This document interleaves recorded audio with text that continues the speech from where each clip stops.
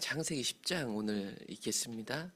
노아 홍수, 노아 때 일어났던 홍수 심판 사건이 끝나고 노아와 그의 아들들로 인해서 다시 사람들이 많아져 가지고 10장에 보시면 그 노아의 아들들이 또 많은 자손들을 낳는 이야기들이 펼쳐지게 됩니다.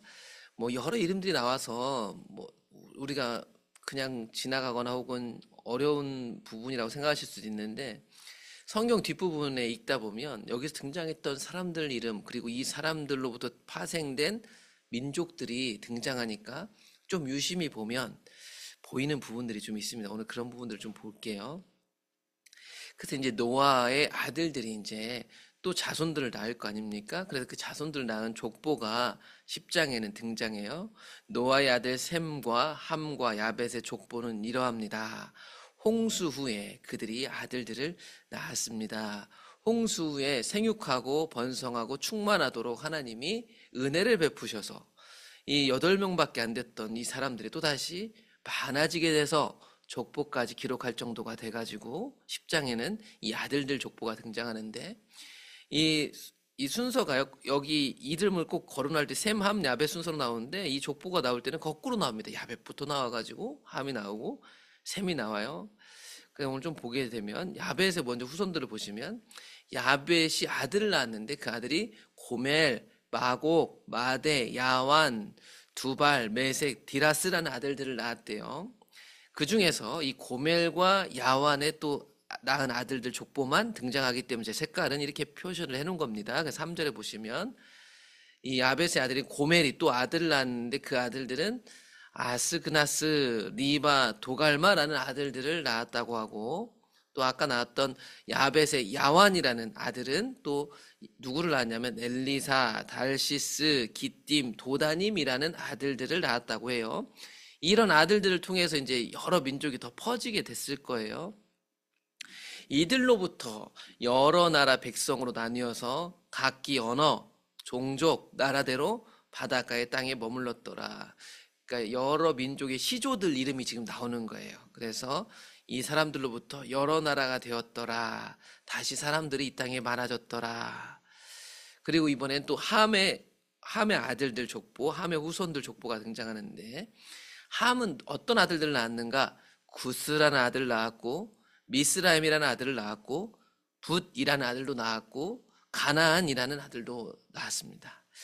이 가나안은 우리 앞에서 9장에서 노아가 포도주에 취했을 때 어떤 사건이 등장했을 때 함이 저주받을 때 가나안이라는 이름이 등장했고, 우리가 성경에서 가나안 이름이란 가장 익숙한 이유는 이제 이집트에서 나온 이스라엘 백성들이 갈 땅이 이 가나안 사람들이 살고 있었던 땅이라서 가나안 땅이라고 불렀던 곳이 등장하기 때문에 우리에게 익숙합니다.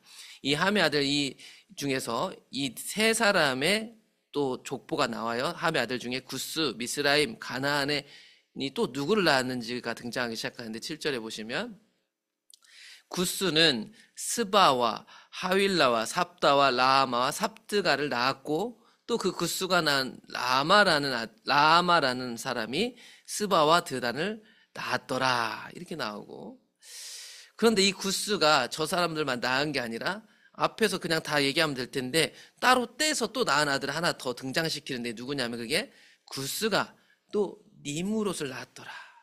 근데 이 니무롯이라는 아들은 어떤 아들이었나? 세상에 등장한 첫 번째 용사다. 이렇게 등장해요. 좀 더 읽어볼게요. 그 용사가 여호와 앞에서 용감한 사냥꾼이다. 이게 일컬음 받았던 것 같아요. 하나님 앞에서 다시 인간이 번성하는데 구스가 낳았던 니무롯이라는 사람은 아마 능력이 출중했던 것 같아요. 용감한 사람인 거죠. 그래서 사람들이 이 사람 때문에 어떤 속담이 생겨났냐면, 아무개는 여호와 앞에 니무롯같이 용감한 사냥꾼이로다 하는 속담이 나올 정도로 첫 번째 용사래요. 그러니까 누가 용감하다, 저 사람은 용감한 사냥꾼이다 할 때 대표적으로 대명사처럼 등장한 게 니무롯이라는 사람인데, 이 용사라는 단어 히브리어로 깃보르라는 단어를 쓰는데, 이 단어가 성경 처음부터 제일 처음 등장하는 곳이 어디냐면 바로 창세기 6장입니다. 6장에서 셋의 자손들, 아벨의 후에 요 셋의 아들로서 하나님을 의존하는 사람들과 자기 자원으로 살려고 했던 가인의 딸들이 결혼해서 심판이 오게 되죠. 그 사람들이 타락의 주동자들이 됩니다. 그런데 그때 이 둘이 결혼해서 낳은 아들들이 누구냐면 네피림이라는 아들들인데 이들은 용사다, 기뽀르다. 그러니까 좀 더 생각을 해볼게요. 니므롯 자체가 나쁜 사람이라고 얘기하는 건 아닐 겁니다. 하나님 앞에서 용감한 사냥꾼이죠. 그런데 자기 힘으로 이 세상을 개척할 수 있는 능력자인데 이 사람이 결국 만들어내는 도시까지도 자세히 창세기 10장에 기록해줘요. 그 니므롯으로 통해 갖고 나타나고 생겨난 나라들은 어떤 나라들인가? 시날 땅의 바벨. 우리는 이 이야기를 이제 11장에서 자세히 보게 되죠. 아시죠? 바벨탑 사건. 그리고 에렉과 악깃과 갈레에서 시작됐고 그가 그 땅에서 아스로로 나아가 니느웨 나중에 이스라엘 백성들을 멸망시키는 큰 성 니느웨 그리고 르호보딜 갈라 니느웨 갈라 사이에 레센이라는 또 도시도 만들었는데 거기들은 다 큰 성이더라. 니므롯 자체가 나쁜 건 아닌데 큰 용사고 용감한 그들이 이 땅에 거대 도시들을 만들었어요.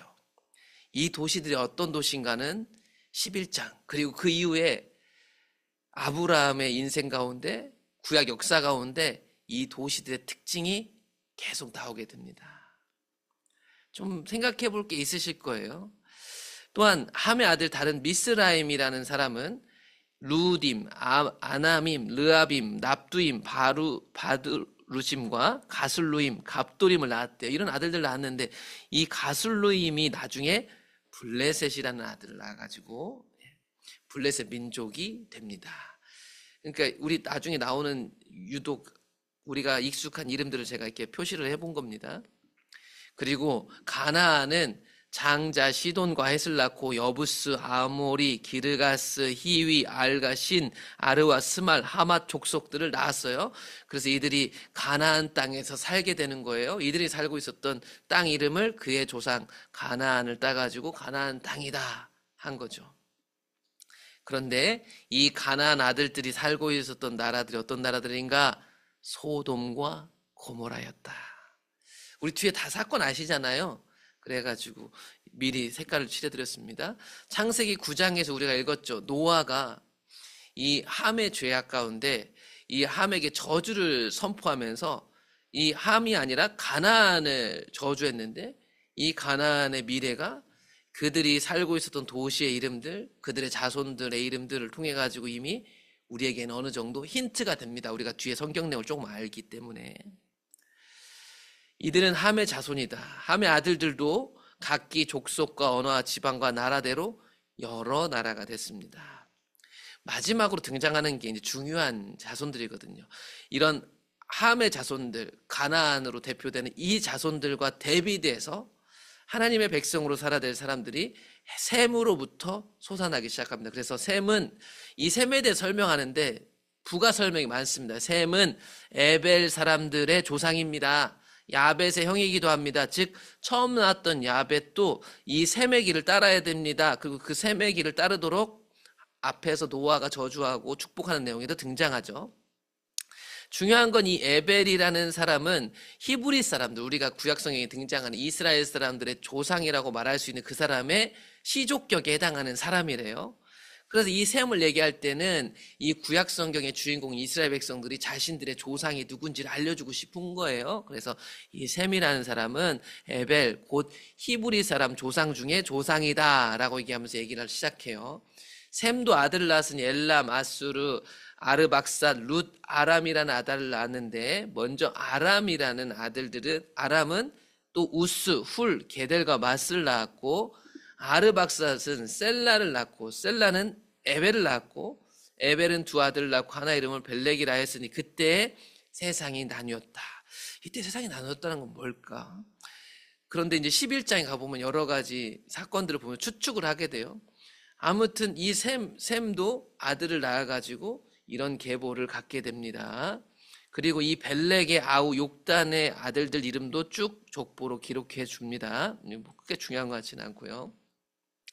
그래서 이들은 셈의 자손이니 그 족속과 언어와 지방과 나라대로 셈의 아들도 여러 나라가 됐습니다. 이제 여러 민족이 됐는데 어떻게 이 사람들이 살아가게 될까? 그들이 다시 홍수 심판 후에 이렇게 우리가 읽은 족보대로 하나님 은혜로 다시 많이 생겨나고 그들이 각기 나뉘어졌는데 각각의 사람들, 각각의 나라들은 어떻게 살아갈까라는 궁금증을 우리에게 던지는 거예요. 그러면서 이제 11장부터 12장부터 이야기가 등장하게 되는 거예요. 이 배경이 참 중요합니다. 11장에 나오는 사건도 중요하고 그 사건 이후에 등장하는 나그네가 되기로 작정한 하나님이 부른 아브라함이 등장하게 되는 거예요. 이 세상 속에서. 홍수 심판 이후 노아의 아들들을 통해 다시 사람들이 많아졌죠. 아벳, 야벳, 함, 셈의 순서대로 그 아들들을 만났습니다. 그 이름들은 앞으로 이 아들들의 이름들은 구약 역사에 등장할 나라들이죠. 생육하고 번성하라는 하나님의 말씀이 다시 이루어져 가지고 나라들을 이룰 만큼 자손들이 많아졌어요. 그러면 다시 많아진 이 여러 나라는 어떻게 살아야 될까? 이게 우리에게 던지는 질문이고 이제 다시 기회가 주어졌는데 어떻게 살아가는 게 맞을까라는 것이 이제 아브라함으로 시작해서 모델로 등장하는 거야. 아브라함, 그의 아들들, 이스라엘, 신약까지 오면 예수 그리스도를 통해서 하나님의 나라된 성도가 어떻게 살아야 할까가 구약 전체 이야기가 이제 들려주는 거예요. 앞으로 만나게 될 하나님의 사람이라면, 여호와 하나님을 왕으로 섬기는 사람이라면 어떤 삶을 살아야 될까요가 이제 성경 전체가 들려주는 이야기입니다. 몇 가지 힌트들을 발견했으니까 소돔과 고모라다, 큰 나라들이다, 바벨이다 11장에서 확인하시고요. 우리는 이렇게 대도시 발달한 문명 가운데 살고 있습니다. 이 문명 속에서 다시 많아진 이 사람들이 여러 나라 여러 민족이 된 우리가 어떻게 살면 좋을지를 이제 앞으로 창세기부터 시작된 구약 역사를 읽으시면서 확인하시면 될 것 같습니다.